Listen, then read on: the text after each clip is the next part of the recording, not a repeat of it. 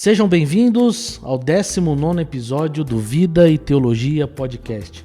Aqui o compromisso é de tornar a teologia acessível e prática para todos, com o objetivo de abençoar e encorajar cada um a servir a Cristo, com alegria e propósito, por meio de uma teologia simples e intencional, para que possamos aplicá-la em nossas vidas cotidianas e glorificar a Deus em tudo aquilo que nós fazemos. O bate-papo de hoje está muito legal e interessante. No cenário complexo das igrejas contemporâneas, deparamos-nos com uma realidade multifacetada. Algumas igrejas viram-se perdidas, cedendo às doutrinas estranhas às Escrituras.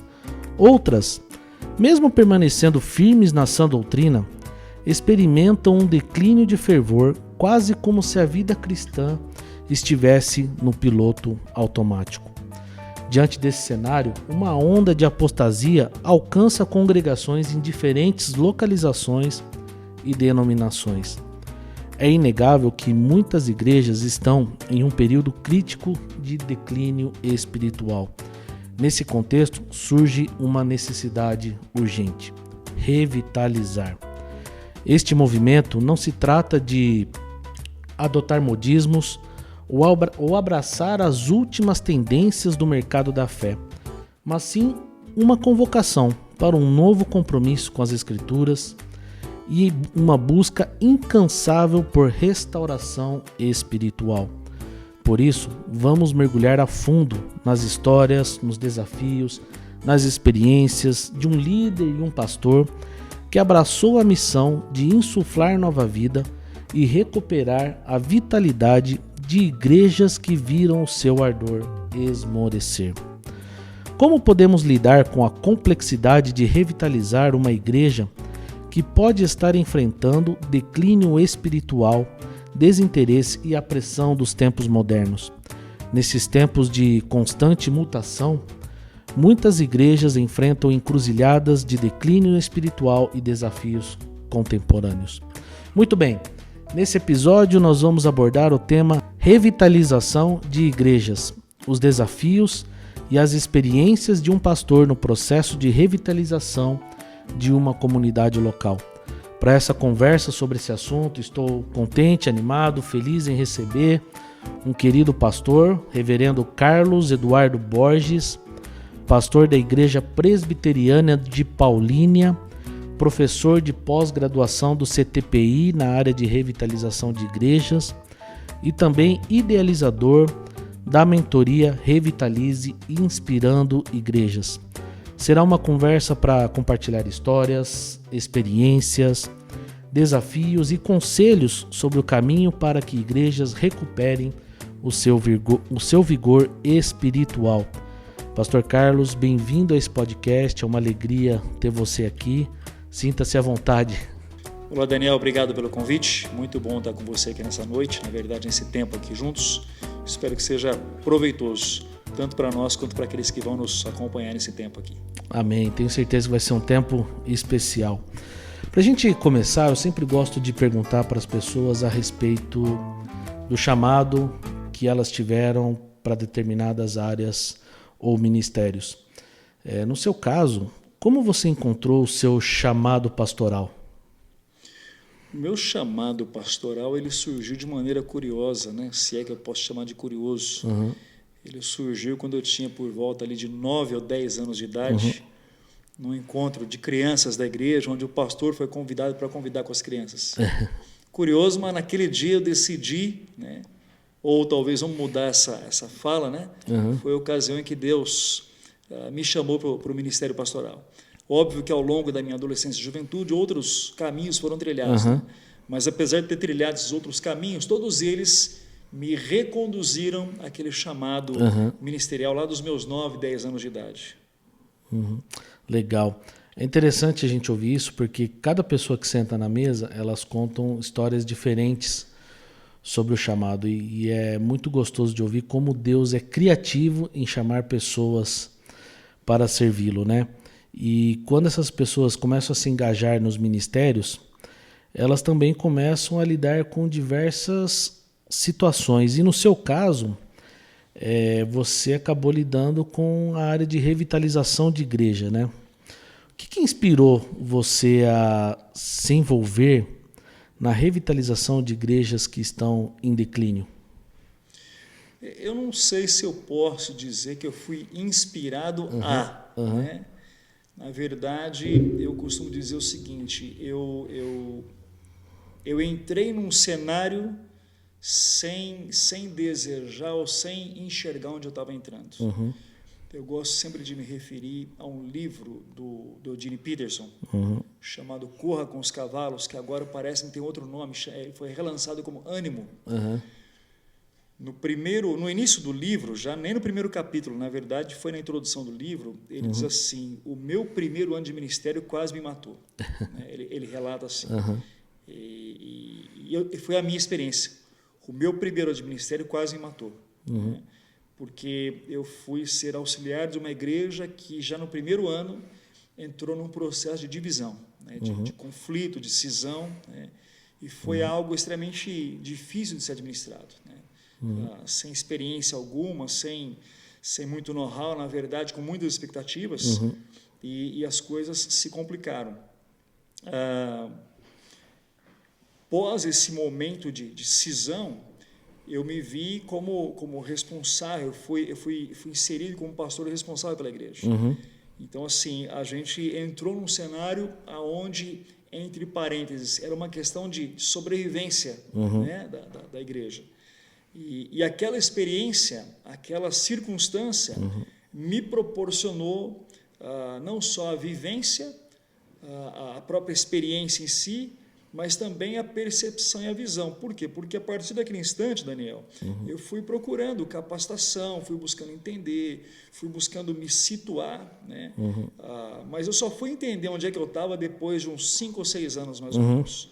Então, foi esse cenário, foi esse momento que acabou me conduzindo para a revitalização. Por quê? Porque depois desse tempo, aí amigos e colegas começaram a tentar entender a experiência, buscar compartilhamento de ideias, né? Isso acabou me levando, inclusive, para um tempo onde eu fui ser auxiliar no seminário, dando aula, enfim, a coisa ela se configurou mais ou menos dessa maneira. Legal. E foi a partir dessa experiência que te levou também a escrever esse livro aqui, Revitalize? Sim, também. Né? Porque essa realidade que eu estou contando para você, ela não é uma realidade que durou 5 nem 6 anos. A gente está falando de uma realidade de 20 anos aproximadamente. Né? Eu passo primeiro pelo processo, depois eu vou para o cenário que eu vou chamar de acadêmico dentro do seminário, depois acabo me envolvendo com pós-graduação, com grupos, com conversas, com diálogos, com palestras, né? E com outras experiências junto a amigos. Né? Até que, final de 2019, mais ou menos, surge a ideia de elaborar a mentoria, chamada mentoria Revitalize. E a ideia, no princípio, não era escrever um livro. A ideia era criar só um e-book que desse a entender qual era a intenção da mentoria. Mas daí veio a pandemia. Quando surge a pandemia, eu comecei a escrever um pouquinho mais, e um pouquinho mais, e mais um pouquinho. Quando eu vi, não dava mais para ser e-book. E aí aquilo que eu tinha escrito acabou se transformando num livro. Né?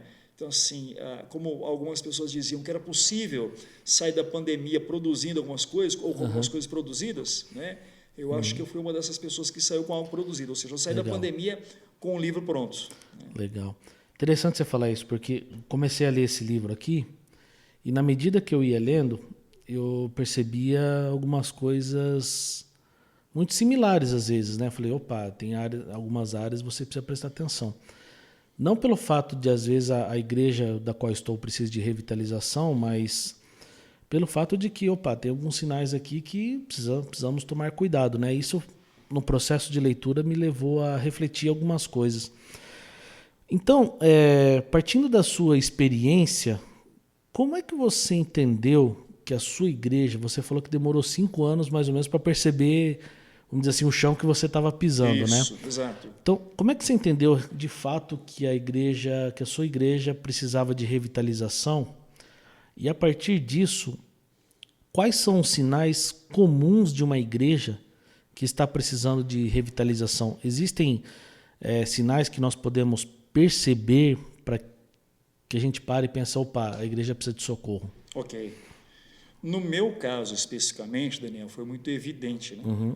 Porque a gente estava vivendo uma cisão. Então, assim, era um conflito tão inerente, tão notório, que ou a gente pensava, como de fato pensamos, em uma reviravolta, em um novo caminho, ou a igreja ela ia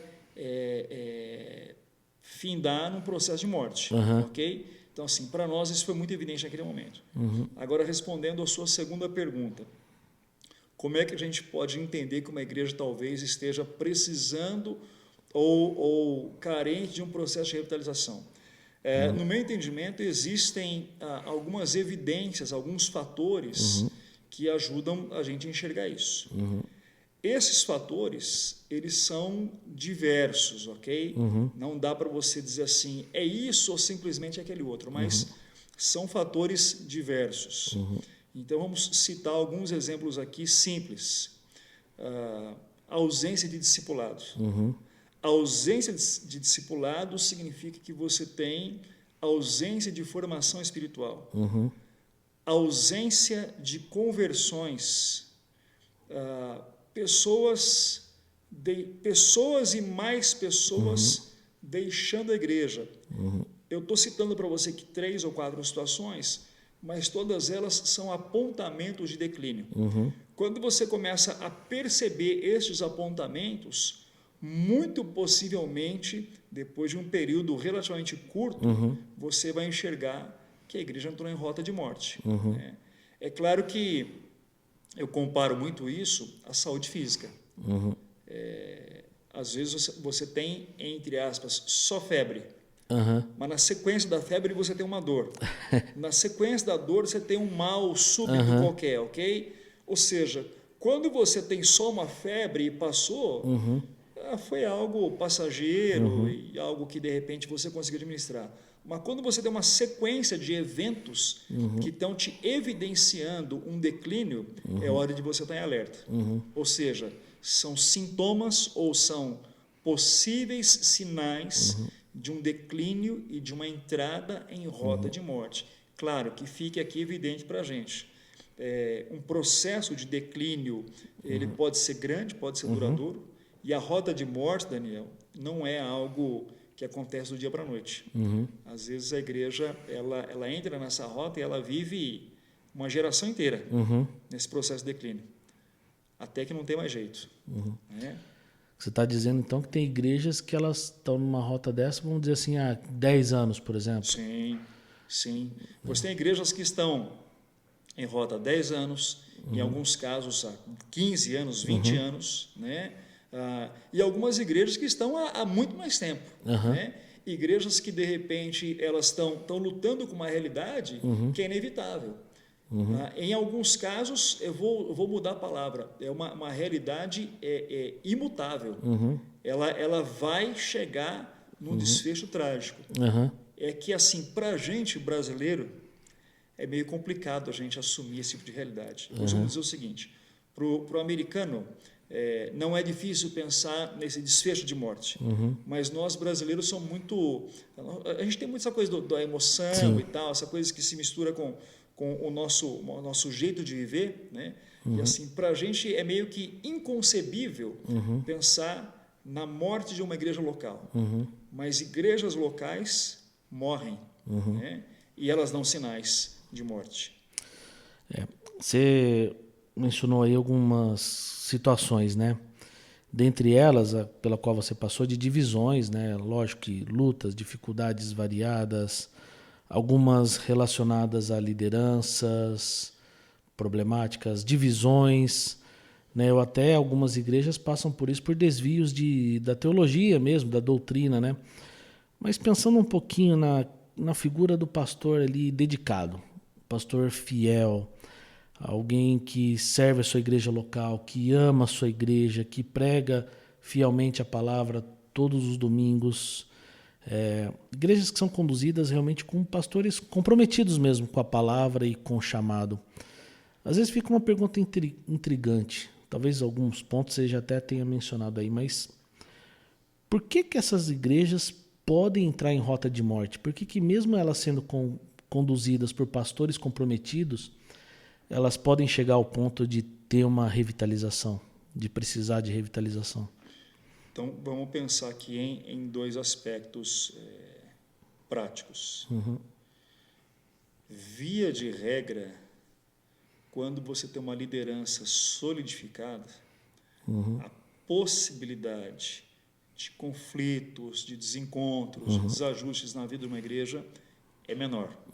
Ok? Eu comparo isso a um cenário familiar. Quando você tem a vida conjugal bem acertada, normalmente a vida da família é um tanto mais estabilizada. Se você tiver essa vida de quem lidera desorganizada, desajustada, a probabilidade de declínio é muito maior. Ok? Aí você está perguntando para mim assim, mas é possível haver declínio? É possível haver situação essa ou aquela outra, quando às vezes você tem uma liderança que é fiel? Sim. Né? Sim. Por quê? Porque apesar de ser fiel, algumas coisas deixam de acontecer. Então, eu vou falar de duas delas, que eu coloco como chave num processo de vitalidade. Porque vamos pensar o que é vitalidade. Essa que é a chave do assunto. A vitalidade não tem a ver simplesmente com as questões estruturais, com modernização. Isso não é vitalidade. A vitalidade, na minha concepção, é a igreja perceber o chamado dela para o lugar onde ela está. Então, como que ela cumpre esse chamado? Ela cumpre esse chamado anunciando a cruz de Cristo e discipulando pessoas. Ok? Só que você vai ter situações onde a igreja ou a liderança, ela até é bíblica, ela até é, de um certo ponto de vista, saudável, mas ela vive intramuros, ou seja, ela vive para si mesma, ela perdeu o senso de missão. Em outras palavras, ela entrou em rota de adoecimento. Então, você tem líderes piedosos, bíblicos, mas que não cumprem a missão. Ou que não discipulam pessoas, se abriu a brecha para o adoecimento. Certo? Então, assim, existem coisas que nem sempre são perceptíveis. Né? E, às vezes, na minha leitura, e eu posso estar equivocado aqui, vamos abrir o jogo, né? A gente está achando que está tudo bem, aí eu costumo dizer o seguinte, tem coisa que a gente está lidando com maquiagem. Né? Quem olha de longe, quem olha à distância, está tudo ok. Mas se você tirar a maquiagem, você tem uma realidade que não é visível. Ok? É interessante você falar isso, e você mencionou a dificuldade que nós temos de lidar com a realidade, né? Bom, eu trabalho há 20 anos numa multinacional, e ali eu lido com diversos projetos de implementações de melhorias para os clientes, né? E dentro desse projeto de implementação de melhorias, a gente é obrigado a analisar a dor do cliente, as dificuldades dele, a fim de implementar melhorias para que ele possa sair satisfeito e ter uma entrega melhor, inclusive, do nosso serviço. Então, a gente é obrigado a olhar para os nossos problemas, para a nossa realidade, para a nossa dor. E muitas vezes a gente, na posição de liderança, agora transferindo isso para a igreja, tem dificuldade de reconhecer que as coisas estão indo mal, né? A gente olha, poxa, a pessoa ali é dedicada, a pessoa ali faz tudo certinho, é crente fiel, vamos dizer assim, é dizimista, é uma pessoa de oração. E a gente acha, olhando para algumas coisas, que tudo vai bem. Como é que a gente pode, então, olhando para isso, né? Você mencionou a dificuldade da gente enfrentar a realidade. E muitas vezes, quando a igreja entra em declínio, a gente precisa enfrentar uma realidade, né? Como é que a gente enfrenta essa realidade de que as igrejas perderam a vitalidade, que elas estão entrando em declínio, que elas estão com risco, vamos dizer assim, de fechar suas portas, mas parte da liderança ainda acha que está tudo bem. É como você falou, né? Existe uma maquiagem, mas quando você tira a maquiagem está cheio de problema. E muitas vezes a gente, na liderança, a gente coloca essa maquiagem, mas na verdade, uma barreira que a gente não consegue enxergar a realidade. Então, como é que a gente pode, então, enxergar a realidade de que, opa, as coisas estão indo mal? Eu costumo dizer na mentoria que existe um momento em que nós precisamos pensar num ajuste de foco. Ok? Ajuste de foco significa que aquilo que você está vendo talvez não esteja de acordo com a realidade. Eu comparo isso ao uso de um óculos. Se você ficar com o mesmo óculos durante muito tempo e a sua vista estiver num processo de desgaste, você não vai perceber. Eu vou dizer para você que eu mesmo já passei por isso, né? Ou seja, você só percebe que a tua visão estava ruim quando você coloca o óculos novo. Né? Aí você fala assim, pô, está me enxergando mal. Então, por exemplo, a gente às vezes olha para um cenário como Jerusalém, né? Onde tudo parecia estar indo muito bem. Né? Mas Jerusalém, de repente, está vivendo aquele momento ali do capítulo 2, a partir do verso 42, do capítulo 4, a partir do verso 32, 33, que é um mundo maravilhoso. E toda igreja quer viver aquilo. Sim. Né? Só que o capítulo 1 foi esquecido lá no verso 8.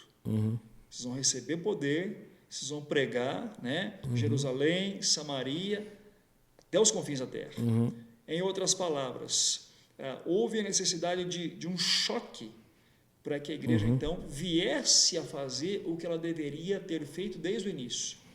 E esse choque chamou-se perseguição. E aí ela vem fazer isso lá no capítulo 8, a partir do verso 1. De maneira meio complicada, mas vem. Tem gente que contesta essa hipótese, mas eu gosto de lembrar o seguinte, Daniel.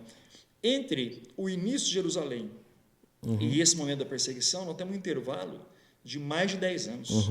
Né? Então, o que aconteceu nesse momento? Por que a igreja ela ficou ensimismada? Por que ela entra numa rota de olhar para dentro? É claro que as coisas estão acontecendo, ela está crescendo, ela está bem, mas ela não está cumprindo o chamado. Então, nesse momento, é necessário que haja um ajuste de foco. Né? E eu acho que o ajuste de foco significa olhar um pouquinho para aquilo que nós vamos ter entre os capítulos 11 e 13 de Atos. Quando você tem Antioquia, que é uma igreja que também vai viver um ciclo.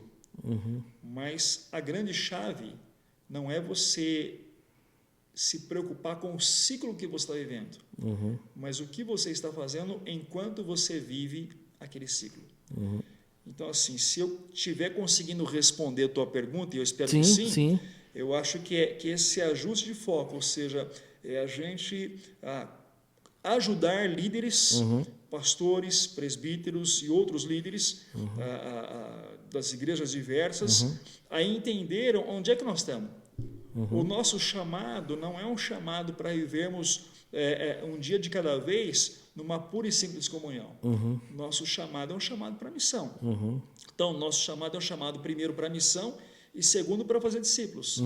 Quando a gente perde isso, é hora de parar, reajustar esse foco, despertar as pessoas para que a gente entenda que de outra maneira, outra vez, a gente entra em rota de morte. Legal. A gente fala muitas vezes de igrejas pequenas e igrejas grandes. Só igrejas pequenas precisam de revitalização ou chega a caso de igrejas grandes ter que passar por esse processo? Então, na realidade, essa pergunta ela é comum e na minha visão ela tem eu vou chamar de um equívoco, né? Porque a gente entende que a vitalidade está ligada ao tamanho da igreja. Mas a vitalidade não está ligada ao tamanho da igreja. A vitalidade está ligada àquilo que a igreja faz.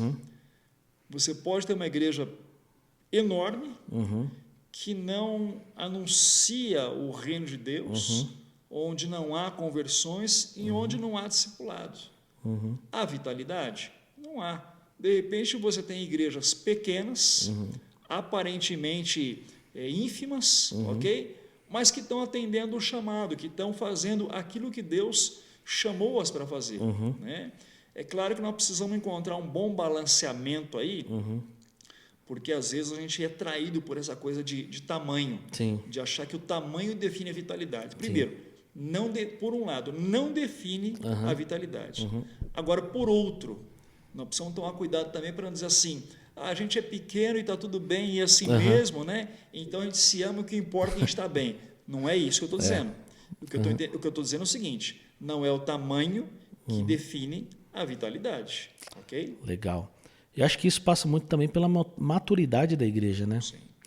Agora, a partir do momento que a gente reconhece que a revitalização é uma necessidade urgente da igreja, então existe também um momento que você precisa determinar algumas mudanças para que essa igreja possa restaurar o seu vigor, né? E quando a gente precisa tomar algumas decisões, a gente corre o risco de se precipitar em algumas delas. E muitas vezes eu vejo que uma rota, um cavalinho de pau no rumo da igreja, você pode causar mais problemas do que dar uma mexida nela a fim de fazer ela despertar para a missão, né? Então, como é que a gente lidar nesse cenário agora? Bom, precisa mudar algumas coisas e como essas decisões precisam ser feitas diante do processo para que se evite que elas sejam precipitadas. Como é que os líderes podem encontrar um equilíbrio de necessidade de ter resultados naquilo que estão fazendo, mas a importância também de ouvir a voz do Senhor, a sabedoria, para que possam encontrar um movimento saudável para que a igreja recupere a sua saúde? Você está tocando num ponto chave, Daniel, da revitalização. Existem alguns pontos chaves, este é um deles, e ele não é o mais, mas está entre os mais importantes, que eu chamo de gestão da velocidade. Tá? Por quê? Este é um dos pontos em que igrejas se arrebentam, assim como líderes revitalizadores. O conselho que eu costumo dar é o seguinte: não tenha pressa. É claro que na vida de uma igreja existem coisas que podem ser feitas rapidamente. Né? Existem coisas que você vai fazer rapidamente e que não vão afetar absolutamente nada. Então, vamos imaginar que você, de repente, resolveu mudar lá a cor da parede do banheiro. Né? A parede do banheiro era branca e agora você pintou de bege. É algo praticamente que indiferente. Tem coisas que é um exemplo assim bem bobo, mas ele reflete um pouco o que eu estou querendo dizer. Ou seja, existem coisas que são irrelevantes e que não vão mudar muita coisa. Agora, existem aspectos que são cruciais. E nesses aspectos cruciais é importante lembrar o seguinte: a igreja ela é um organismo vivo. Pessoas precisam de tempo para assimilar mudanças e transformações. Tem uma frase que você vai ouvir de vez em quando, ela já é meio que clichê, mas ela é muito verdadeira. Uma coisa é você fazer uma curva com uma lancha, a outra é você virar um transatlântico. Uma igreja em revitalização, ela é uma curva com um transatlântico. Então requer cuidado, tempo e muita paciência. Sim. O ponto, Daniel, é que alguns pastores, alguns líderes não querem encontrar esse tempo, esse time, né, para que a coisa aconteça. E algumas mudanças elas podem levar anos para acontecer. Né? Então, por exemplo, o que nós vivemos uma situação muito interessante na nossa igreja local, lá que foi a questão da elaboração de grupos pequenos. Né? Havia uma parte que tinha dificuldade, que não entendia ainda o que era. E havia algumas pessoas que já tinham abraçado a ideia. Né? Só que se a gente, naquele processo de mudanças e transformações, Se nós acelerássemos a coisa, nós íamos gerar um novo conflito, sendo que o conflito anterior não estava nem curado ainda. Então, assim, nós fizemos isso com muita tranquilidade, com muita calma. Foi um processo que durou anos. Né? Tendo passado praticamente, na verdade, tendo passado 20 anos essa história como um todo, hoje nós estamos colhendo frutos muito mais maduros. Né? Mas se tivesse havido aceleração para a implementação do conceito lá atrás de grupos pequenos, a gente ia ter muita dor de cabeça, muito problema, desnecessário. Então, assim, existem coisas que são desnecessárias de serem revidas, que podem ser evitadas com a boa gestão do tempo. Né? Eu costumo dizer que o líder revitalizador ele tem que ser um líder com muita paciência. Muita paciência. Sim. Eu imagino também que você precisa dar tempo para a cura, às vezes, né? Porque, no caso, você conta que você pegou uma igreja que passou por um processo de divisão. Eu vim de uma igreja que saiu de uma divisão. Então, assim, você tem um tempo ali que você precisa passar por um processo de cura, né? De restauração. Então, acho que tudo isso também leva um tempo para você tomar outras medidas, né? Então, acredito que você precisa... O tempo ajuda você a trabalhar alguns aspectos para você, vamos dizer assim, perceber o timing de provocar algumas mudanças, né? Vamos fazer um comparativo aqui do corpo, né? Falando que a igreja é um organismo vivo. Ninguém sai da UTI e vai para a academia. Exatamente. Você sai da UTI, você vai para a semi-intensiva, depois vai para o quarto, depois vai para casa, depois de um tempo você vai para a fisioterapia, depois de um outro tempo você vai para a academia, ok? Então é a mesma coisa. Igrejas feridas, igrejas fragilizadas, elas precisam de um tempo de recuperação, um tempo de cura. Sim. Né?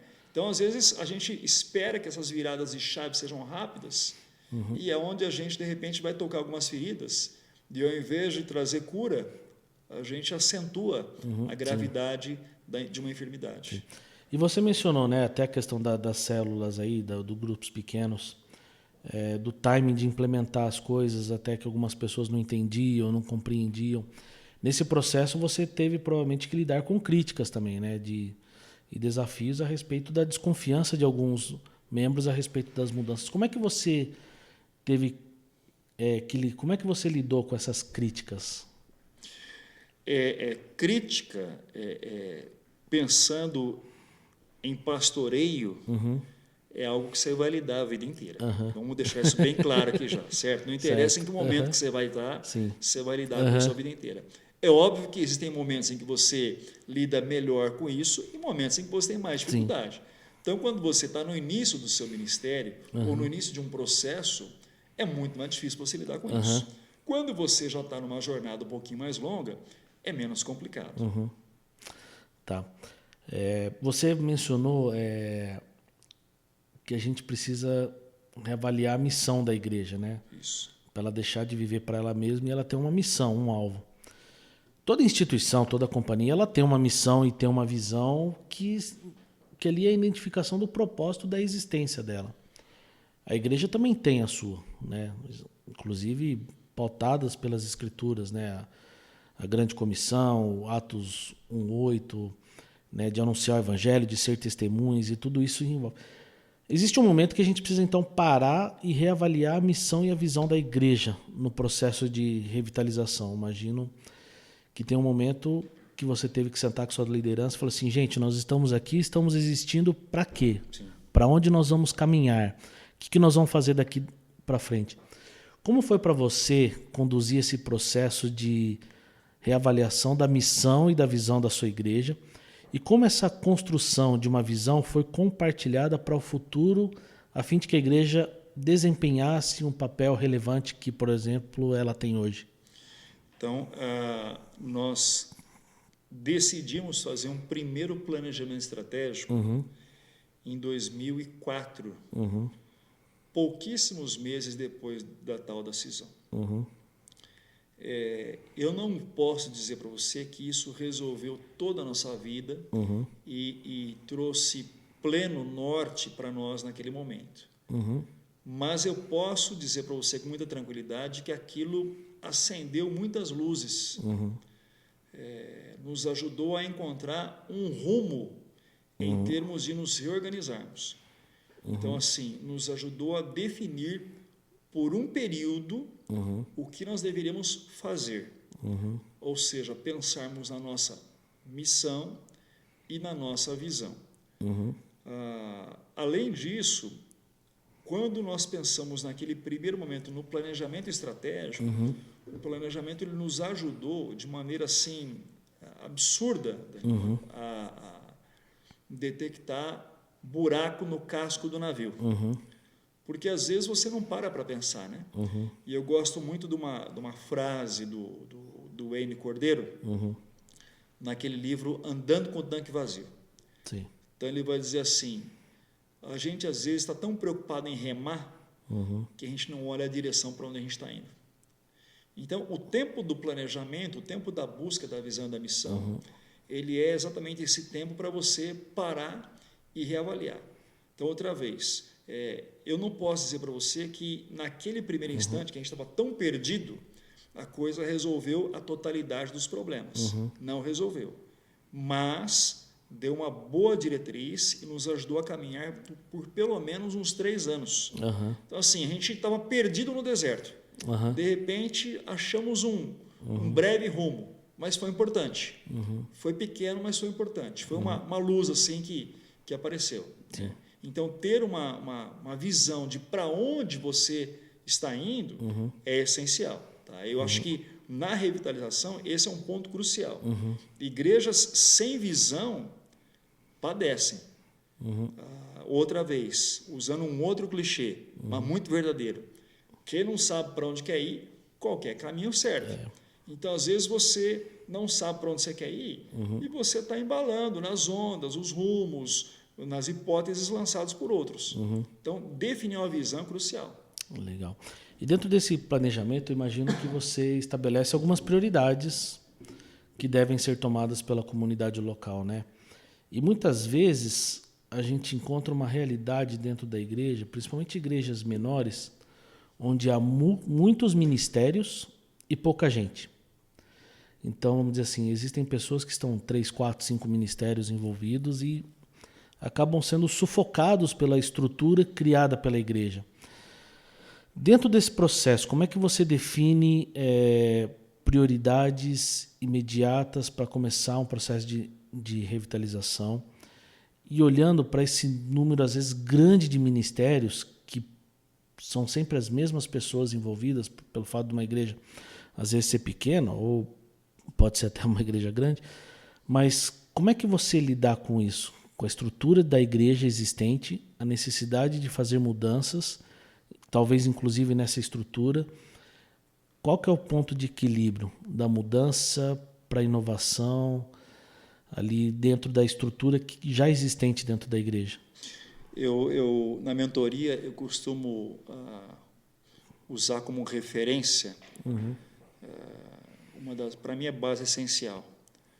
Quando o Tom Rainer fala do igreja simples, ele vai dizer o seguinte: o mundo já entendeu que é necessário simplificar. E a gente, às vezes, está complicando. Então, assim, simplificar é essencial. Existem coisas que nós fazemos que só estão aumentando o peso. Sim. Não estão nos ajudando a caminhar. Para ilustrar isso, eu gosto de usar, Daniel, o exemplo simples e claro de Davi e Golias. É uma diferença notória entre não ter peso, não ter carga e ter eficiência. Né? Então, assim, quando você olha para Davi, ele naquele momento ali entende que usar armadura não é o que ele precisa. O que ele precisa é resolver o problema. E o problema é vencer a batalha contra o gigante. O gigante tem todos os artifícios, mas não tem eficiência. Não tem eficiência para vencer Davi naquele instante. Então, assim, às vezes a gente está preocupado em ter tudo, mas esse tudo não nos permite fazer o que é essencial. E algumas vezes é necessário a gente, de repente, começar a olhar de maneira um pouco mais ampla e avaliar tudo que nós fazemos é essencial. Por que nós estamos fazendo isto, este ou aquele outro? Existem ações, movimentações, ministérios circunstâncias dentro da estrutura eclesiástica que são peso. Eles não vão contribuir, como de fato não contribuem para o cumprimento da missão. Abra um parêntese aqui importante. Eu não estou dizendo com isso que a gente tem que começar a dizer isso aqui para fora, aquele lá para lá, não é nada disso, ok? Mas é importante avaliar e botar o pé no chão e dizer assim, de fato, estas coisas estão colaborando? O que não está colaborando, o que vamos fazer? Vamos sentar, vamos pensar, vamos conversar. Fecha o parênteses. Por outro lado, não abrace tudo. Surgiu mais um negócio, mais um ministério, simplifique. E vamos lembrar aquele outro chavão, né? Mais um, né? Menos por vezes é mais. Ok? Eu li um livro há uns 4 anos atrás, chama Faça Mais e Melhor, que é do Tim Challies. E ele fala muito assim, você não precisa fazer tudo e você não precisa abraçar o mundo. Né? E às vezes a gente precisa aprender a falar não para algumas coisas. Né? Falar assim, isso aqui agora não dá para fazer. Né? Isso olhando assim para a gestão pessoal. No caso ali, ele trata muito a agenda do pastor. Pastores que abraçam o mundo, abraçam todos os ministérios e acabam não dando conta. Né? Então, como é que você pode ser mais eficiente fazendo menos e ajustar a sua agenda melhor? Então, é o bem que você falou. Existem coisas que são essenciais, precisam estar ali. Mas existem coisas que para que eu faço isso? Por que eu tenho que fazer isso? Né?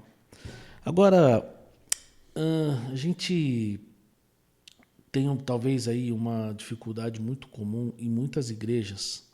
É até uma pergunta que um pastor daqui de Campinas fez, e eu me identifiquei com essa pergunta porque eu acho que é uma realidade em comum.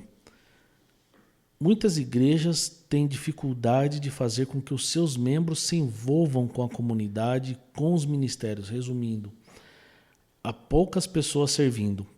Considerando que os líderes eles influenciam a partir do exemplo, como é que os líderes podem mudar a mentalidade da igreja a fim de que levem os seus membros a servir? Vou dar um exemplo, né? Você pode ter uma igreja de 100 membros, mas quando você olha assim, quem está envolvido com o ministério são 10 pessoas. Né? E os outros 90 estão ali como... São membros, mas são frequentadores, consumidores.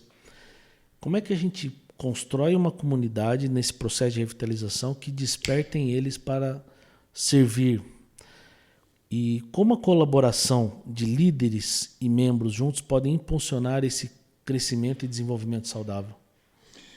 Esse problema é um problema antigo já, né? Sim. Esse problema é antigo, porque Jesus disse que a seara é grande, mas falta trabalhador, né?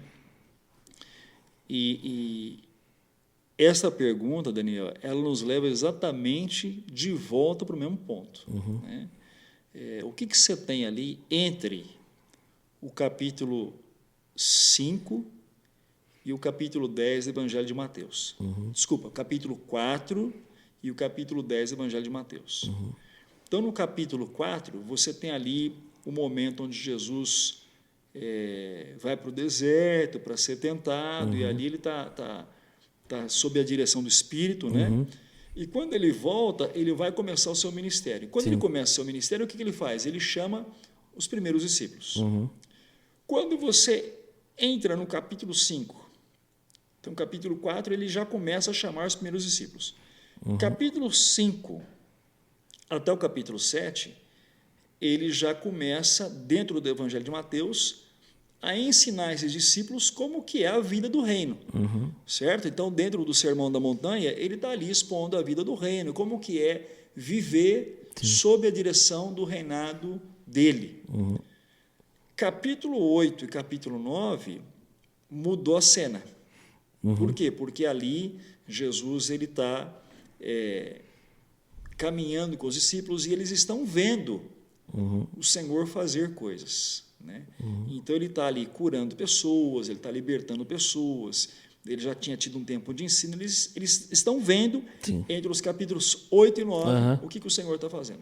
E quando chega no final do capítulo 9, acontece um negócio curioso. Porque o texto de Mateus, no final do capítulo 9, vai dizer que Jesus está vendo as multidões e ele está triste porque elas são como ovelhas sem pastor. E aí, diante desta visão que ele tem, ele sugere aos discípulos para que eles orem. Orem para que o Senhor envie trabalhadores para a obra.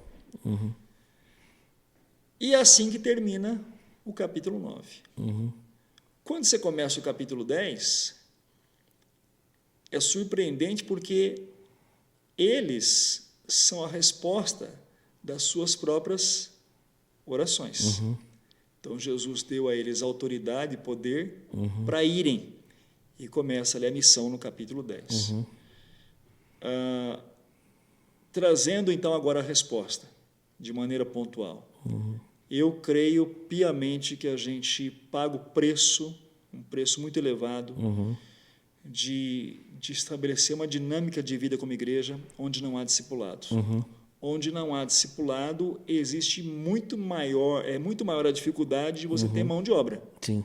Por quê? Falta formação espiritual. Sim. Quem não tem consciência de chamado não serve. Ok? Então, o serviço ele é reflexo da consciência de chamado e da consciência de servo. Se eu me compreendo como discípulo, eu compreendo que o Senhor tem um chamado para mim. Agora, se eu sou simplesmente membro, ou então, como você mencionou, né? E é uma palavra forte, se eu sou consumidor, não tem chamado para mim. Né?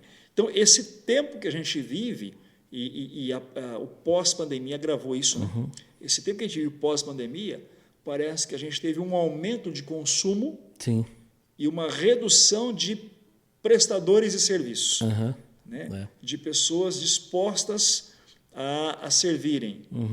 Na minha leitura, falta ausência de discipulados. E às vezes eu acho que não é nem um problema no coração da pessoa, né? Mas às vezes ela está perdida no que ela pode fazer, né? E se a gente não discipula a pessoa, como é que a gente vai despertar ela também para os dons, né? Eu gosto de olhar, colocar isso em 3 caixinhas, se eu puder. Primeira caixinha, chamado, conversão. Segunda caixinha, discipulado. Discipulado, formação, transformação, amadurecimento, conhecimento dos dons. Terceira caixinha, frutificar. Agora você coloca os dons em ação, agora você abençoa outros, você edifica outros, você evangeliza outros. Mas se você queimar a etapa, se você tirar essa caixinha do meio, as 2 caixinhas da ponta não se conversam. Então, não há conversão e ministério sem amadurecimento. Pode até haver, mas não de maneira adequada. Legal. Gostei do seu exemplo. Essa pergunta aqui eu recebi de um pastor lá de Santa Catarina, e ele está saindo da igreja que ele está indo para uma outra igreja da qual ele vai assumir, e essa igreja já é notada que ela precisa de revitalização. E vai ser o primeiro ano dele com aquela comunidade. O que ele precisa identificar nesse processo de revitalização? E quando e por onde ele deve começar as mudanças? O que ele deve primeiramente parar e focar, sendo que é o primeiro ano de ministério dele numa igreja que já se sabe que precisa ser revitalizada? No livro eu uso uma expressão que, se você não ler o que vem depois, você não vai entender só a expressão em si. Eu digo, Daniel, que esse é o tempo de não fazer nada. É o tempo de não fazer nada fazendo. O que é não fazer nada? É não criar nada. É não remodelar nada. É não planejar nada. E o que é o fazendo sem fazer nada? É o tempo onde você chega para conhecer as pessoas, onde você pastoreia as pessoas, onde você prega para as pessoas, onde você começa a discipular as pessoas, onde você cuida do rebanho, mas sem querer reinventar a roda. Primeiro, entenda onde você está, para que você não seja mais um que trouxe novas expectativas e a igreja está olhando para você pensando assim: é mais um que está chegando, daqui a pouco vai embora. Quando ele fez essa pergunta, eu já sabia antes, né, dele mandar essa pergunta, na verdade, e ele me contou que estava indo para essa igreja, que precisava de revitalização e tal. Coincidentemente, eu estava lendo esse livro aqui, seu, e foi exatamente o que eu falei para ele. Falei, cara, você quer um conselho? Conheça a igreja. Primeiro ponto. Se você não conhecer a igreja, você não vai conseguir fazer nada. Vai conhecer a igreja. E foi exatamente coincidiu de eu estar lendo esse livro aqui. Porque, na verdade, o que acontece é que, às vezes, o pastor ele chega com sonhos e com expectativas, mas a igreja também tem sonhos. Sim. E não dá para ele querer encobrir a realidade, o cenário da igreja, simplesmente com os seus sonhos, e sonhos, às vezes, equivocados. Então, ele precisa conhecer a igreja, precisa conhecer os dramas da igreja, a história da igreja, os problemas da igreja, precisa conhecer a cidade, precisa conhecer o bairro, precisa conhecer as pessoas. Né? Não se toma decisões sem visão clara. Um exemplo categórico disso é quando você chega no capítulo 16 de Atos e Paulo vai a Atenas. Né? Então, ele não chega pregando em Atenas sem mais nem menos. Ele caminhou por Atenas, ele andou por Atenas, observou. Vamos pensar num outro exemplo. Neemias não chega em Jerusalém e sai reconstruindo a muralha. Não sai reconstruindo os muros. Ele primeiro chega calado, silente, ele já teve um tempo de oração, um tempo de preparação. Ele chega e caminha, olha, e aí a visão se configura. Sim. Então, as coisas não acontecem numa virada de chave. Nós precisamos conhecer cenário. Né? E dar respostas a cenário. E não vender planos e projetos a esses cenários. Agora, ele está vindo ali de um processo de transição. Então, está saindo um pastor e está entrando um outro pastor. Existem situações onde igrejas enfrentam um platô, um pastorado longo, de muitos anos, né, que o pastor às vezes está ali 20, 30 anos dentro da igreja e ela chega num platô. Ela não, vamos dizer assim, ela não decresce, mas também não cresce. Está ali.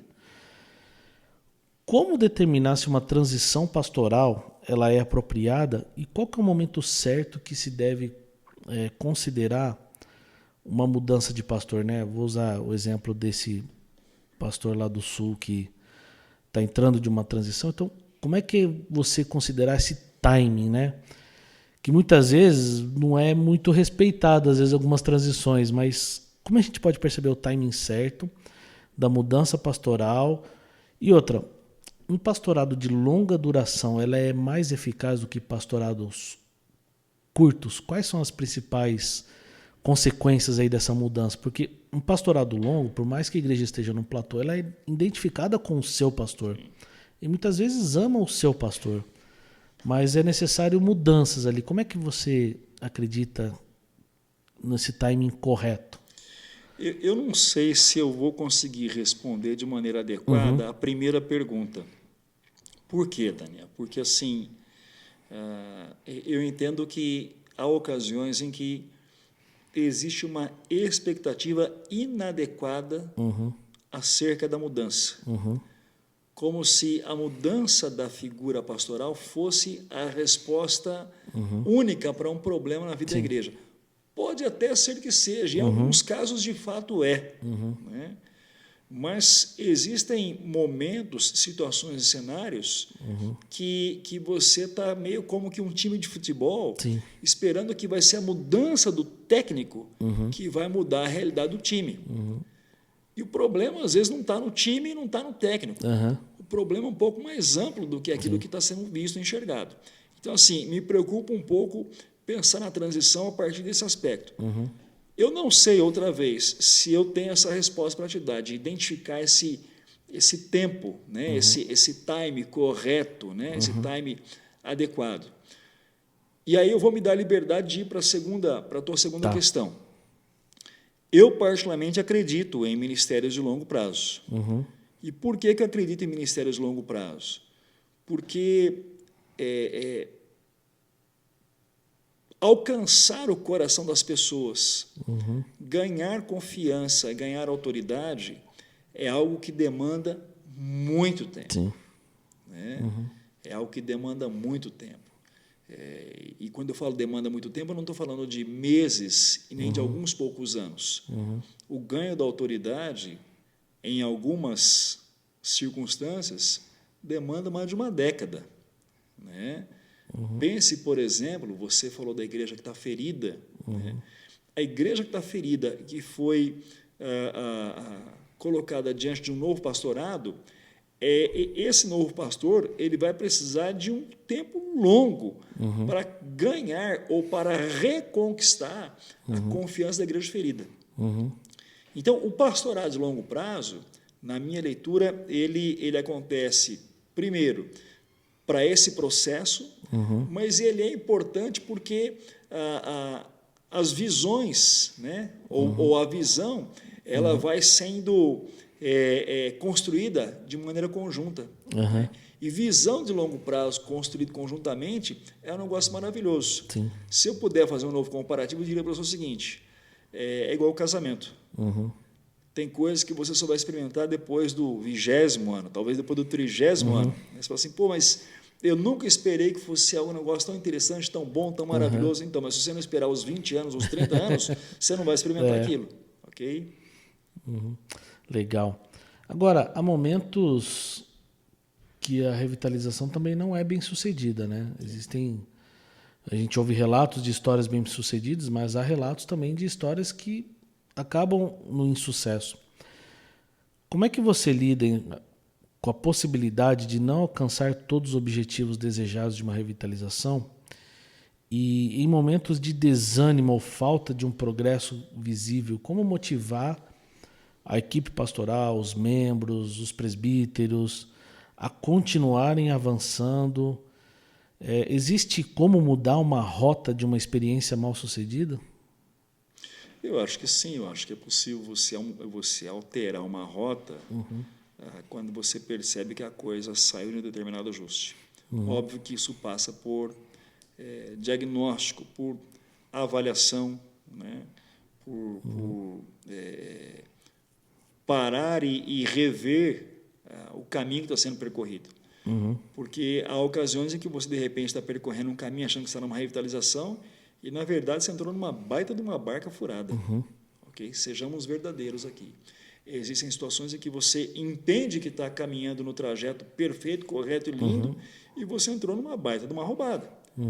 Chamada de revitalização que não era. Voltemos lá atrás da nossa fala. Tem coisas que são maquiagem. Sim. Né? E que foi denominado como revitalização. Então, assim, tem hora que dá para você rever a rota. Agora, eu vou ser verdadeiro com você como fui lá no início. Tem coisas, ou tem igrejas, que não serão revitalizadas. E que talvez tenhamos que pensar em como ajudá-las a um bom desfecho. Elas não passarão por um processo de revitalização. E aí, como é que cuida das pessoas que ali ficam? Essa é uma pergunta interessante, né? Porque, assim, eu estava dizendo para você lá no começo da conversa, o americano ele é mais pragmático nesse sentido, né? Ou seja, pegou o grupo remanescente e absorveu, levou para lá, levou para cá e resolve o assunto, né? Nós vivemos essa experiência, Daniel, com uma congregação. Né? Nós tivemos um problema muito sério, uma congregação nossa que adoeceu. Né? A congregação, para quem talvez assiste e não sabe do que eu estou falando, na nossa estrutura denominacional, é uma igreja que não é autônoma, né? Não tem recurso, não tem uma liderança própria formada e nem recursos financeiros. Então, nós tínhamos uma congregação que entrou num processo de declínio muito severo. Né? Nós tínhamos, inclusive, nos dispostos como liderança, num determinado ponto, a caminhar com a congregação, como congregação, se necessário fosse, a vida inteira. Né? Se necessário fosse, nós íamos fazer isso. Mas adoeceu de uma tal maneira que não tinha mais jeito. Né? E aí, quando não tem mais jeito, é o momento que alguém precisa ter coragem. Né? E a coragem, naquele caso, significou encerrar os trabalhos. E para encerrar os trabalhos, as atividades, nós tínhamos lá um grupo de pessoas. Sim. E o que nós fizemos com aquele grupo de pessoas? Nós absorvemos aquele pessoal. Né? Nós oferecemos uma outra situação, outro espaço, Então, no caso, nós tínhamos lá a igreja-mãe recolheu esse pessoal, né? E eles se tornaram membros da igreja-mãe, foram pastoreados, cuidados e estão lá até hoje, né? Me parece muito mais sensato e digno do que você está vendo algo que está mostrando que não tem muita alternativa, mas muito remédio, mas muito o que se fazer, e você ficar ali mascarando, né? Me parece mais sensato você ter uma atitude que exige coragem, mas, ao mesmo tempo, também, eu diria que é tanto mais cristã. Dentro do seu processo de revitalização, eu acho que ninguém revitaliza uma igreja sozinho, não é o pastor que faz sozinho, você depende ali de um corpo de liderança, presbíteros, dos membros, daqueles que servem. Você me fez lembrar um caso de um pastor que é filho de um presbítero, e ele era presbítero de uma igreja na cidade pequena, e o presbitério foi lá para fechar essa igreja. E esse presbítero foi na porta da igreja e falou assim: aqui ninguém fecha essa igreja. E essa igreja, ela está viva até hoje, por causa desse presbítero, que se posicionou e falou assim: aqui ninguém vai fechar essa igreja. Então, assim, essa igreja se revitalizou, está lá, tudo. Isso foi há muitos anos atrás. Mas para você, como é que você enxerga nesse caso ali? Foi um presbítero. Recentemente, uma igreja aqui da nossa região, conversando com alguns pastores, e esse pastor também me confidenciou. Eu falei assim: olha, quem segurou o rojão da igreja foi um presbítero.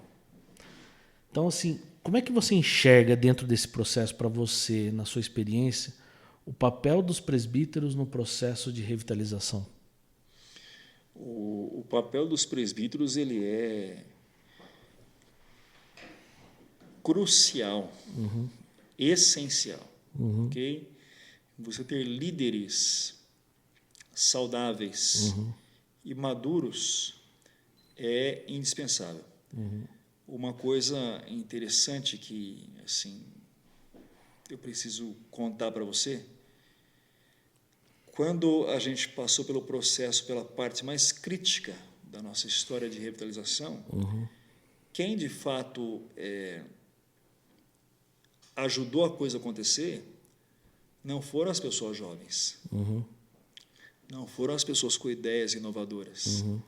Quem ajudou a gente a contornar a situação foram os presbíteros, e dos presbíteros, os presbíteros mais velhos, né, mais idosos. O que me remete a pensar que nós precisamos olhar e valorizar a cabeça, o coração e o espírito de pessoas maduras na vida da igreja, né? Tem gente que, de repente, não aparece, não é gente de palco, mas é gente de bastidor. Porém, quando a coisa desmorona, essas pessoas de bastidores, por vezes, elas são coluna. Então, essas colunas, no nosso caso, foram pessoas idosas, algumas, inclusive, bastante idosas, né? Essa maturidade foi encontrada neles. Dentre estes, alguns presbíteros. Então, os presbíteros, respondendo a sua pergunta, são peças essenciais. E eu retomo com você dizendo o seguinte: é exatamente como uma estrutura familiar. Se você tem, na relação familiar, um casal sensato e equilibrado, normalmente isso reflete na vida dos filhos. Se há desequilíbrio e desajuste nessa relação, isso se reflete na vida dos filhos. Em outras palavras, se há um ajuste e equilíbrio entre pastores e presbíteros, a coisa caminha. Se não há, ela não caminha. O que faz igrejas entrarem na linha do chamado saudável é o alinhamento entre liderança. Não é sistema, não é forma, não é inovação, contemporaneidade ou tradição. Mas o que traz esta condição do saudável da igreja se firmar, se estabelecer, é uma relação sensata, saudável, bem ponderada, Daniel, entre pastores e presbíteros. Isso é chave.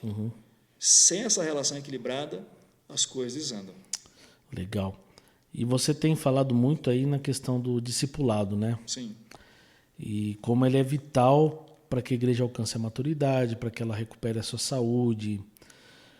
Quando que foi que você entendeu na sua vida pastoral que o discipulado era a chave para você mudar a história da igreja? Eu sempre pensei na questão do discipulado. Mas eu vou dizer para você que nos últimos 8, 10 anos eu comecei a pensar nisso com mais seriedade. E isso implicou, no meu caso, em buscar leitura, literatura sobre o assunto. Ler mais, entender mais e tentar me aproximar mais de quem vive discipulado. Então, assim, essa chave, na minha cabeça, ela não se virou da noite para o dia. Foi uma chave que eu precisei de um tempo para assumir isso, né? Para entender isso. E para ler alguns caras que têm batido tanto nessa tecla da importância do discipulado e o quanto que isso transforma a realidade da igreja. Agora, entendamos o seguinte, você também não vira o cenário da igreja da noite para o dia num processo de discipulado. Jesus não discipula a multidão. Jesus não discipula grupos gigantescos. Jesus ele faz um trabalho com poucos. Nos poucos ele investe e os poucos são transformados. E os poucos vão transformando e vão caminhando com outros poucos e assim sucessivamente. Na vida da igreja é a mesma coisa. Né? Nós, como igreja local, no nosso caso, a gente tem abraçado o conceito do discipulado desde 2018, né? Com uma pandemia no meio. Né? Mas eu posso dizer para você que o discipulado foi e tem sido elemento-chave no crescimento, na transformação de pessoas. É um processo duro, é um processo árduo, tá? Porque assim, ele implica em esforço de quem discipula e de quem se dispõe a ser discipulado. E aí, você acredita que todo mundo precisa de discipulado? Porque às vezes a gente fica olhando para alguns crentes antigos e fala assim, mas você precisa de discipulado? Você entende que todo mundo precisa? Precisar, precisa, né? Agora, desejar nem sempre, né? Mas precisar, sim. Todo crente precisa ser discipulado. Quando eu falo desejar, não desejo, porque alguns não querem passar pelo discipulado. Mas, assim, eu entendo que todo crente precisa ser discipulado. Legal. Isso também passa pela liderança, né? Sim. Talvez você teve que começar esse processo, talvez ali, a gente falou da importância dos presbíteros, e talvez eles devam ter sido os primeiros ali que você precisou chamar para perto para iniciar esse processo, né? Eu vou dizer para você que eu tive o privilégio, talvez um privilégio até um pouco diferente, eu caminhei com pessoas muito maduras, né? Que foram discipulados em outros tempos. Mas alguns, sim, alguns caminharam recentemente nesse processo, alguns presbíteros caminharam recentemente nesse processo e outros continuam caminhando. Né? E, curiosamente, alguns líderes têm surgido do discipulado. Como igreja local, a gente, inclusive, estabeleceu o seguinte, liderança só pode ser assumida por quem passou pela jornada do discipulado. Quem não passou pela jornada do discipulado, talvez precise pensar o seu desejo de assumir liderança. E aí entra uma questão, né? A gente falou, você está falando muito de liderança aí, e a importância dela no processo de revitalização. Qual qualidade que um líder precisa ter nesse contexto? O líder revitalizador. Isso. Não o pastor, você está falando. Não, pastor, um líder. Cara, eu acho que dá para a gente resumir isso em uma só frase, viu, Daniel? Eu acho que o líder, independente de estar no cenário de revitalização ou não, para mim tem o elemento chave, que é um coração de servo. O líder que tem coração de servo, ele se encaixa em praticamente qualquer instância. Né? Agora, quando o líder não tem coração de servo, tudo fica mais difícil. Né? Eu acho que aquela, inclusive fazendo alusão a um livro que não é cristão, né? Mas que fez muito sentido quando falava-se da liderança servidora lá no Monge Executivo. Não é leitura do nosso cenário teológico, mas fez muito sentido pensar na liderança a partir de uma perspectiva servidora. Então, assim, e aqui vem um outro chavão, né? Quem não sabe servir, não serve. Não serve, Aliás, eu costumo dizer que a gente, quando é presbítero, pastor, é um chamado ao serviço, né? Você não está ocupando um cargo, você está ali ocupando um chamado a servir a igreja. Ou seja, se você não está ali disposto ao serviço, você está no lugar errado. Né? Inclusive, isso cabe para todo líder de ministério, né? Você não ocupa um cargo, você ocupa um lugar para servir pessoas. É porque se Jesus disse que o Filho do Homem não veio para ser servido, mas para servir, Sim. Ué, e nós? É uma lógica um tanto mais simples. Ué. Exato. E ali, à medida que a gente começa a revitalizar, existem alguns passos necessários que você teve que dar para evitar alguma recaída nesse processo? Eu diria que nem todo esforço, às vezes, de revitalização, você falou, um processo, às vezes, de ano. Então, ela, às vezes, não se reflete em aumento de membresia, de números, ou até do tamanho da igreja, vamos dizer assim. Como é que você mede o sucesso de uma revitalização? Boa pergunta, hein? Como é que você mede o sucesso de uma revitalização? Eu confesso para você que eu nunca, talvez tenha feito essa análise assim de maneira tão pontual. Como é que se mede o sucesso? Mas eu acho que algumas coisas elas vão trazendo uma certa, vou chamar de uma certa percepção de que a coisa ela está fluindo, né? É quando a igreja começa a falar ou dizer, mencionar que ela tem um chamado. Você começa a ouvir isso. Nós temos um chamado. Nós temos um chamado. Nós temos um chamado para a nossa cidade. Nós temos um chamado para o nosso bairro. Quando a igreja ela começa a falar algo nesse sentido, eu diria para você, Daniel, alguma coisa já está acontecendo ou aconteceu. Se ela começou a entender isso, ela começou a retomar a sua vitalidade. O coração começou a bater de novo. A visão entrou no coração. A visão entrou no coração. Legal. Só para não deixar você no vazio aí, é quando você vai para Neemias, lá no capítulo 2, e ele fala assim, vejam a situação em que estamos, vamos reconstruir a muralha, vamos quem? Vamos nós. E o povo diz, ok, vamos lá. Ou seja, comprou-se a visão. Aliás, eu gosto muito de Neemias, né? Você mencionou Neemias, mas voltando um pouquinho para trás de tudo que a gente conversou, fazendo um recapitulamento aqui, quando você olha Neemias 1 e ele pergunta assim, como é que está Jerusalém? Ele senta e chora, né? Isso. Então, dentro desse processo, há um momento que você senta, olha para a realidade, você senta, chora, mas não é um choro de alguém que está perdido, é um choro de alguém que está clamando a Deus. E, desculpe. Só para continuar, e depois desse processo do choro, entra no capítulo 2, agora enxuga as lágrimas, levanta e vai. Né? Então o processo ali, o Neemias, acho que é um texto muito forte nesse processo de revitalização. Talvez até acho que para você mexe muito pela tua experiência, né?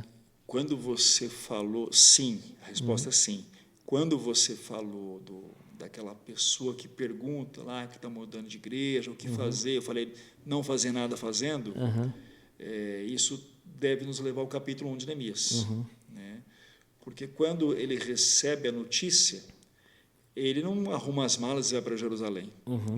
Então, ele tem um tempo de lamento, jejum, choro e oração.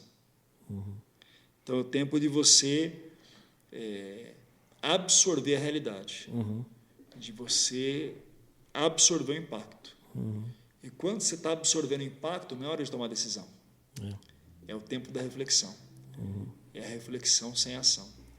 Só que nós estamos vivendo num tempo, Daniel, em que a gente é altamente impulsivo, né? A gente age sem pensar. É o mal da mídia social, né? Nós somos chamados a reagir antes de processar o fato que nós estamos lidando, né? Agora, dentro da revitalização, pressupõe formação e constituição de novos líderes e ministérios, muitas vezes. Quando você chega na igreja, muitas vezes você lidar com líderes, vamos dizer assim, vitalícios ou uma territorialidade de alguns membros. Uma pergunta, como é que você lidar com esses que são assim vitalícios, sentem, vamos dizer assim, donos da igreja, né? Uau! Olha, eu tenho dificuldade de responder essa questão, porque assim, eu não acho que eu passei por esse problema. Né? Eu não consigo enxergar que eu passei por esse problema. Mas tem gente que passa. Sim. Isso me faz lembrar do que Paulo faz com Tito, quando ele diz que Tito tem que ir para Creta. Né? E aí ele dá uma ordem para Tito. E ele vai dizer para o Tito o seguinte: olha, você vai a Creta e algumas pessoas você vai ter que calar. Né? É claro que isso tem que ser ouvido dentro do que eu estou falando com muita sensatez, para não parecer que eu estou dizendo algo extremamente radical. Né? Mas eu quero chegar no seguinte aspecto, Daniel: existem pontos da revitalização que vão exigir um pouco de coragem e de astúcia de líderes revitalizadores. Coragem para enfrentar algumas situações e astúcia para enfrentá-las sem se arrebentar. Quando Paulo conversa com Tito, Tito parece que tem as duas coisas. Por quê? Porque ele está dizendo para Tito o que Tito tinha que fazer. Mas o Tito não era inocente. Tito já tinha estado com Paulo pastoreando a igreja de Corinto. E Corinto tinha uma turma complicada. Sim. Então, assim, ele não era inocente, ele não era ingênuo. Ele sabia onde estava indo. E Paulo sabia quem estava enviando. Então, eu olho para Tito e eu vejo na figura de Tito esse cara que tem coragem e que tem astúcia. Né? E o líder revitalizador é alguém que precisa de astúcia, né? E coragem. Em alguns casos, vai ter que silenciar pessoas, né? Mas com sabedoria, com direcionamento divino, para não se rebentar, né? E deixar de realizar o processo da revitalização. Eu não coloquei aqui, mas você falou um negócio interessante, né? O cuidado para o revitalizador não se arrebentar. Isso. Vou incluir aqui na pauta aqui de surpresa, mas como é que você cuidou da sua saúde emocional e espiritual nesse processo? Porque há o cuidado seu também quando você emerge num cenário de caos, né? Como é que você cuidou de si mesmo? Engraçado que eu tenho uma visão diferente hoje da que eu tinha lá atrás. Teve coisas que mudaram, teve coisas que não mudaram, ok? Então, o que não mudou? O que eu adotei para mim desde o início do ministério? Eu nunca abri mão de duas coisas simples que todo crente precisa fazer. Ler a Bíblia e orar. Eu nunca abri mão disso, Daniel. Eu sempre tive na minha vida, durante o ministério, antes era diferente por causa do tempo, mas no ministério eu adotei uma prática. Todos os dias pela manhã eu oro e leio a Bíblia. Ponto.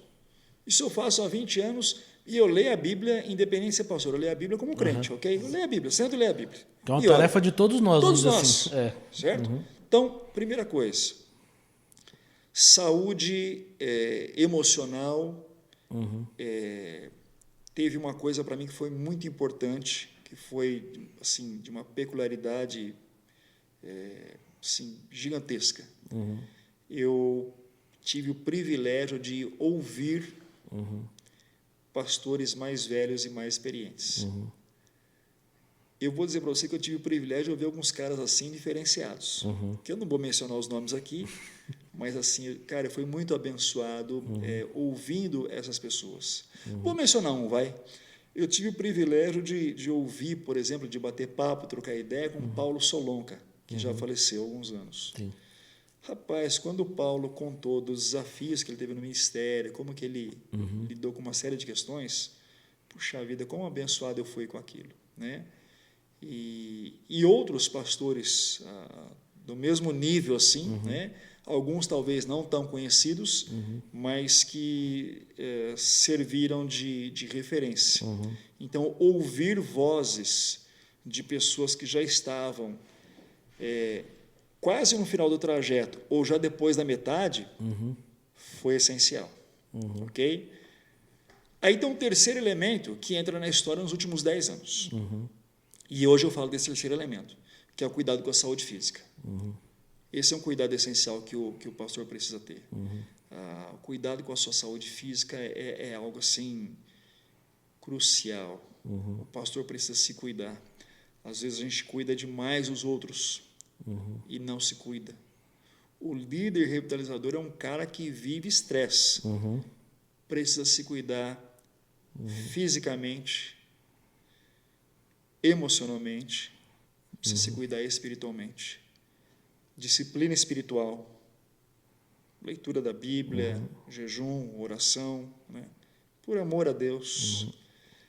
Ter bons amigos, se possível, amigos que já fizeram caminhadas mais longas, né? E cuidado de si mesmo. Quando Paulo fala para Timóteo sobre cuidado, tem uma coisa interessante, porque ele fala assim para Timóteo: cuida de ti mesmo e cuida da sã doutrina. Mas a sã doutrina vem depois do cuidado pessoal. Porque se você não cuida de você, como é que você vai cuidar dos outros? Exato. Então é sensato o conselho de Paulo. Primeiro você cuida de você. Se você cuidar de você, você está em condição de cuidar dos outros. Então líderes revitalizadores precisam pensar nessas três áreas: no cuidado espiritual, no cuidado emocional e no cuidado com a sua própria saúde física. Legal. Muito importante isso, né? Porque a gente, às vezes, vive uma geração que tem procurado calar vozes dos mais experientes, e é importante a gente ter isso em mente, da importância de ouvir pessoas que talvez já traçaram os caminhos que a gente está procurando traçar, né? E lá na frente, ouvindo essas vozes, podem nos ajudar a percorrer certos caminhos que pessoas já enfrentaram, e pode nos ajudar com ferramentas, né? Isso é muito importante. Tem uma coisa que nós precisamos levar em conta.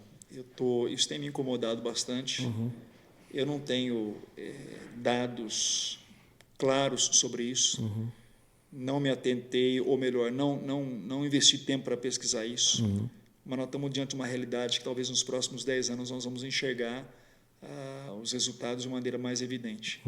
Sim. O número de pastores jovens que estão sucumbindo no início do ministério é gigantesco. Sim.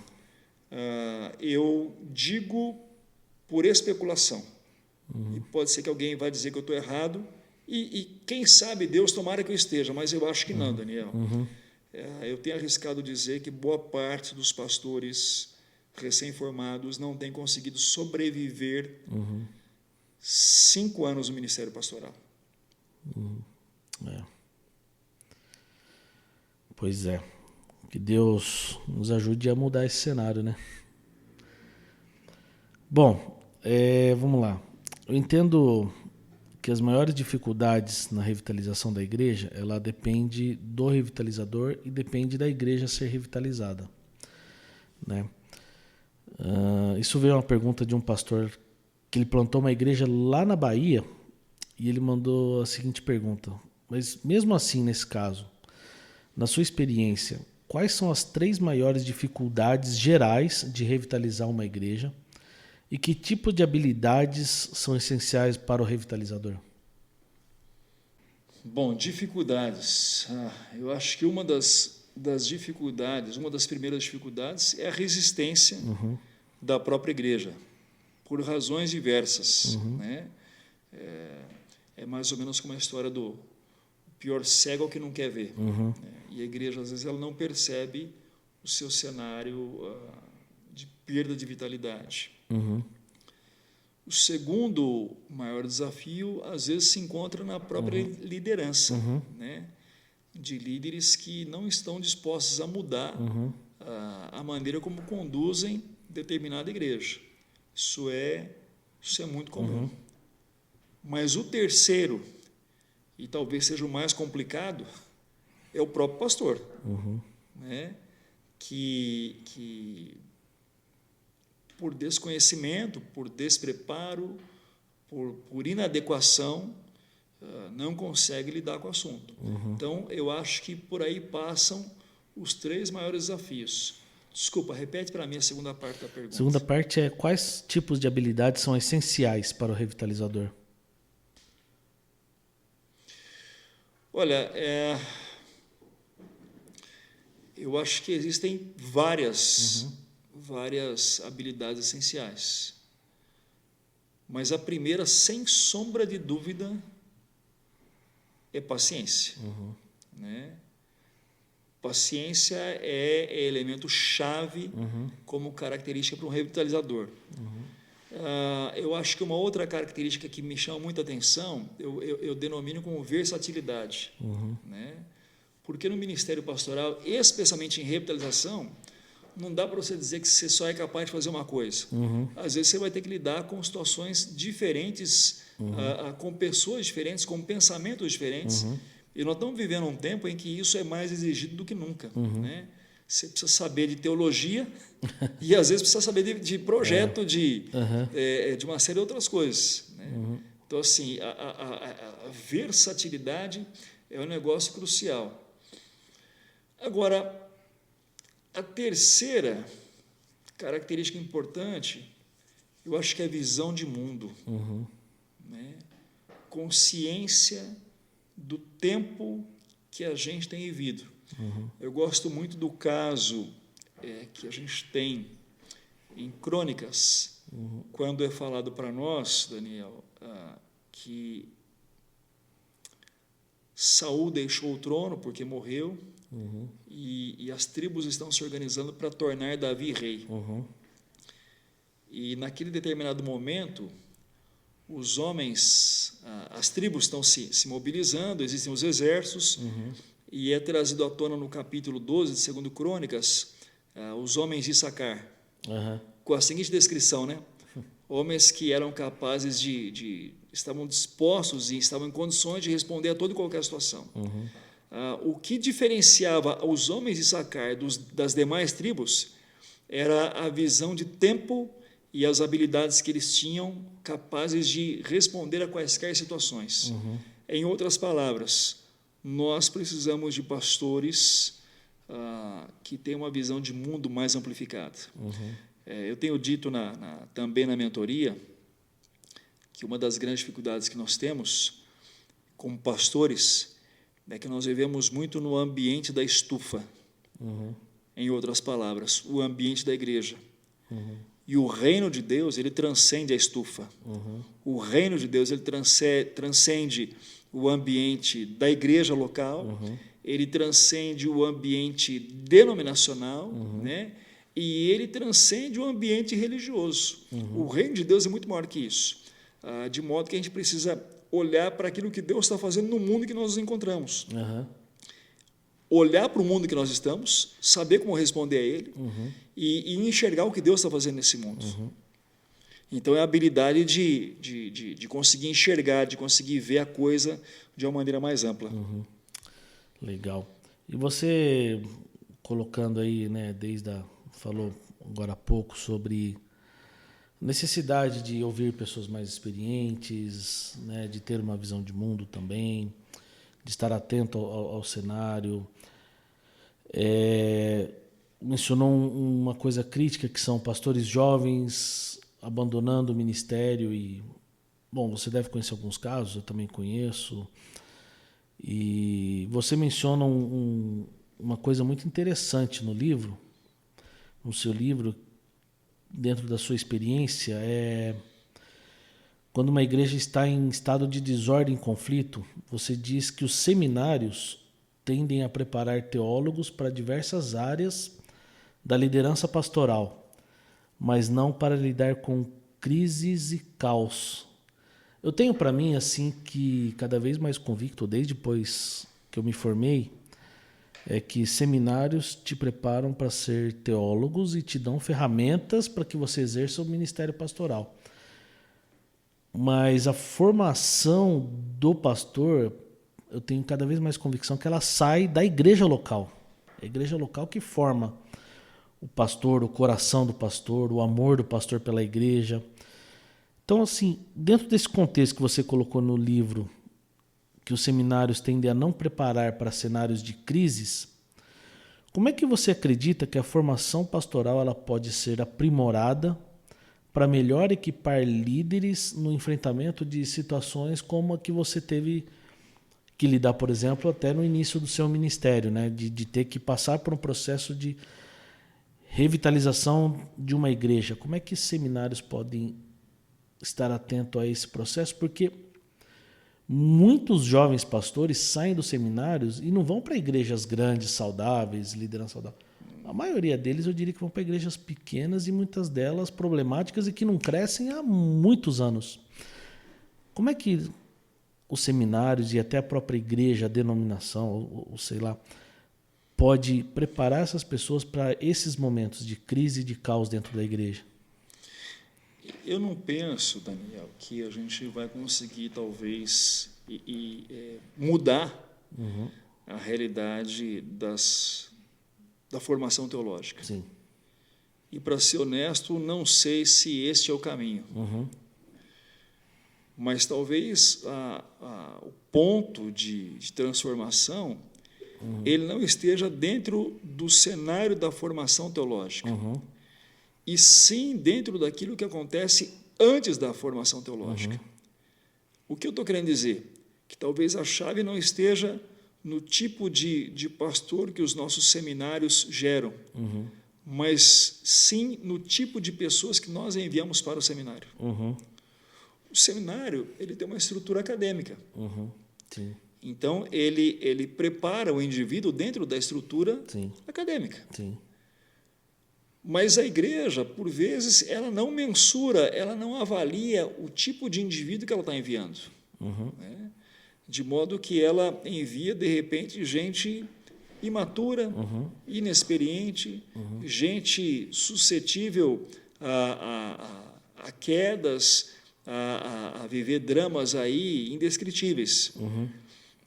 Eu acho que uma das coisas que nós precisamos talvez começar a pensar é considerar a hipótese de termos ou de enviarmos, quando enviarmos, pessoas mais maduras para o seminário.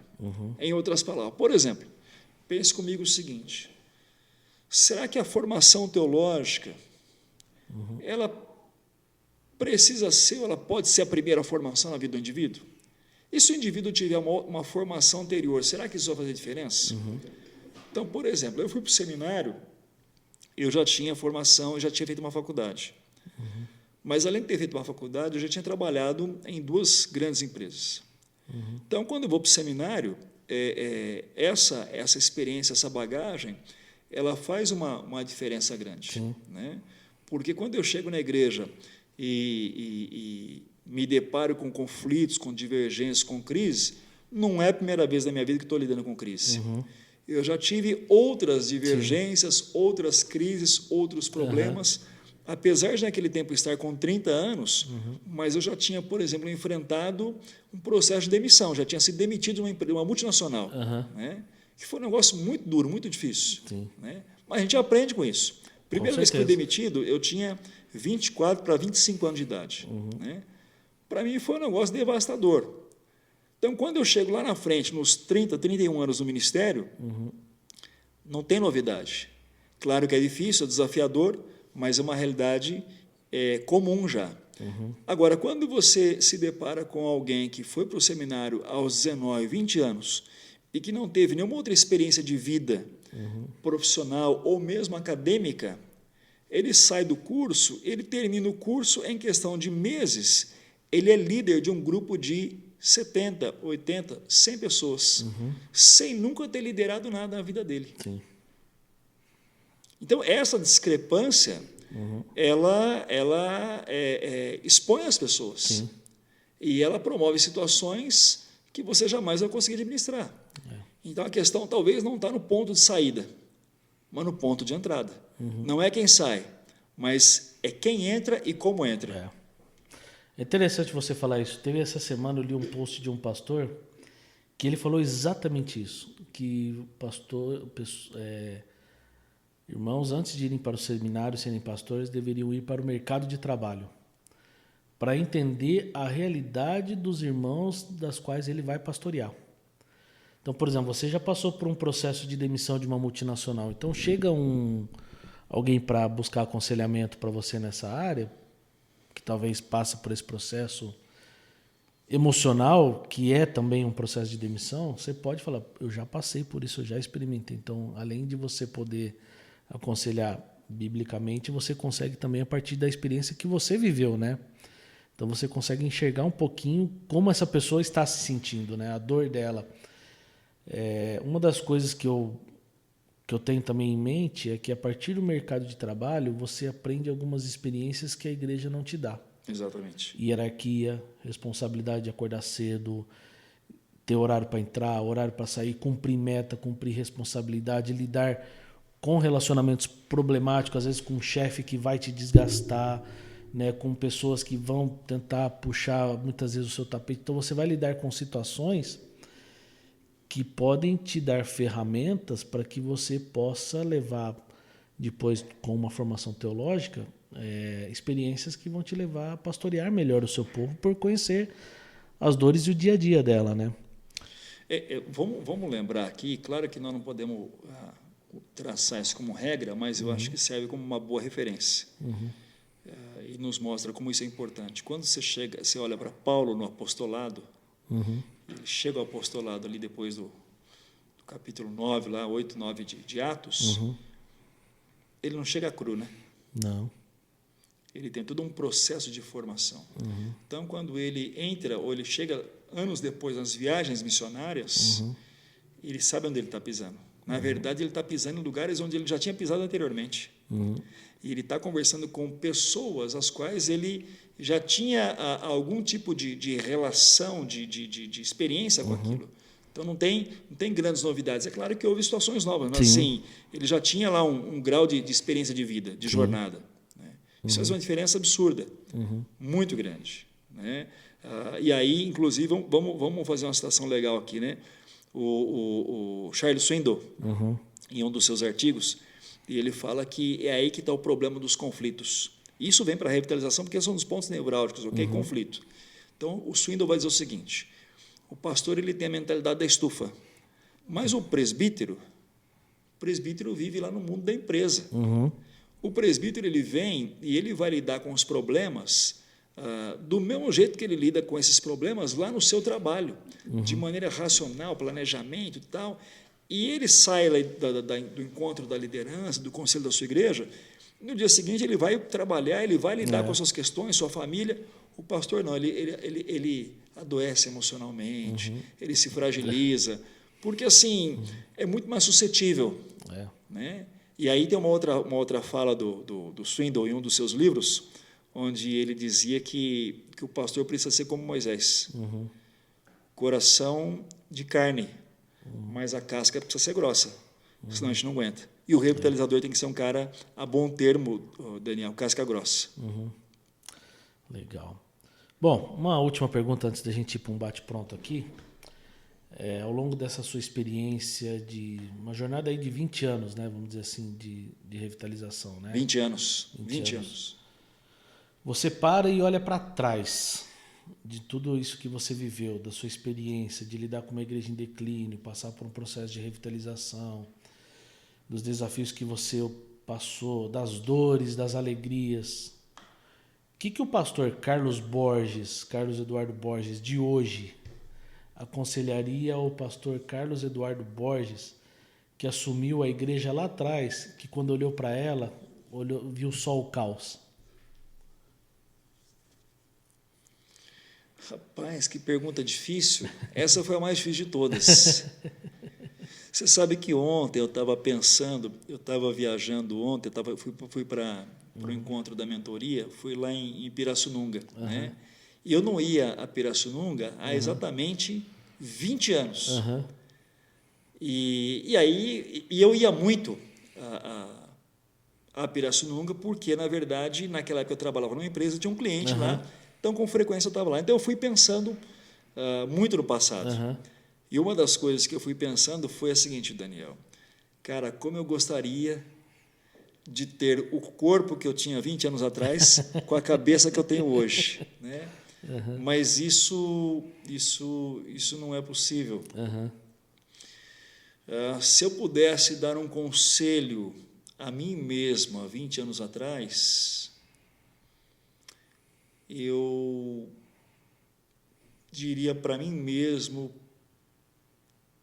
abraçar a liderança, a coisa de ser líder, de assumir responsabilidade com menos medo.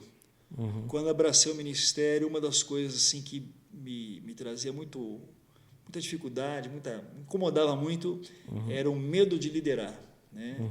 E liderança é algo que a gente aprende, né?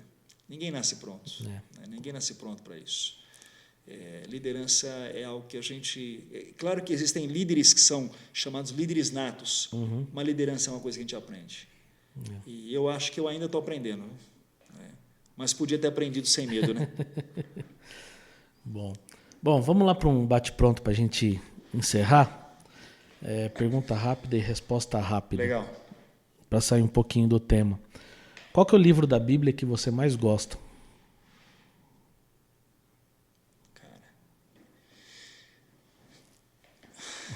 Puxa, um só.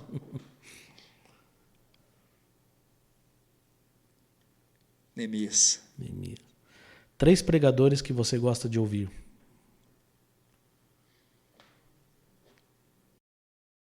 Bom, vamos lá. Eu sou conservador, vai. Gosto de ouvir o Swindoll, pouco, mas gosto. Gosto de ouvir o Hernandes, cara. Gosto demais de ouvir o Hernandes. Tem um prazer muito grande de ouvi-lo, né? Tem um carinho muito grande por ele. Gosto de ouvir o Jeremias Pereira, cara. Jeremias é um cara que é uma dessas referências dos caras antigos. Pode ter 4? Pode. Eu gosto de ouvir Messias Anacleto, cara. Sou apaixonado pelo Messias. Legal. O Jeremias Pereira, eu gosto dele, que ele prega com alegria. Isso eu acho irreverente. Eu acho que ele traz simplicidade para a mensagem. Sim. Um livro que marcou sua vida e caminhada cristã. Olha, houve vários, mas tem um assim que, cara, me marcou demais nos últimos 12 meses. O Drama das Escrituras. Muito bom. Mike Gorin. Muito bom. Quem você tem como referência pastoral? Poxa, essa é a pergunta mais difícil de todas, hein, cara? Dizer que é o próprio Jesus seria muito espiritual, né? Seria muito assim, né, cara? Mas esses caras que eu citei, para mim, são essas referências, né? Esses caras são essas referências. O Messias, assim, ele foi um cara que... foi um dos que eu ouvi, tá? Ouvir o Messias foi um privilégio e... Messias ainda é uma referência para mim. Ainda é uma referência. Se não me falha a memória, ele é de Londrina, né? Londrina. É da IPI, inclusive. Isso, né? Exatamente. Deve estar com 85, 86 anos. Por aí. Qual é a sua maior motivação no ministério? Sonhos. Cara, eu sonho demais. Acho que até sonho assim excessivamente. Mas eu sonho muito e ver pessoas sendo transformadas é um negócio maravilhoso. Como um pastor revitalizador, o que você não abre mão? Puxa, essa é uma resposta...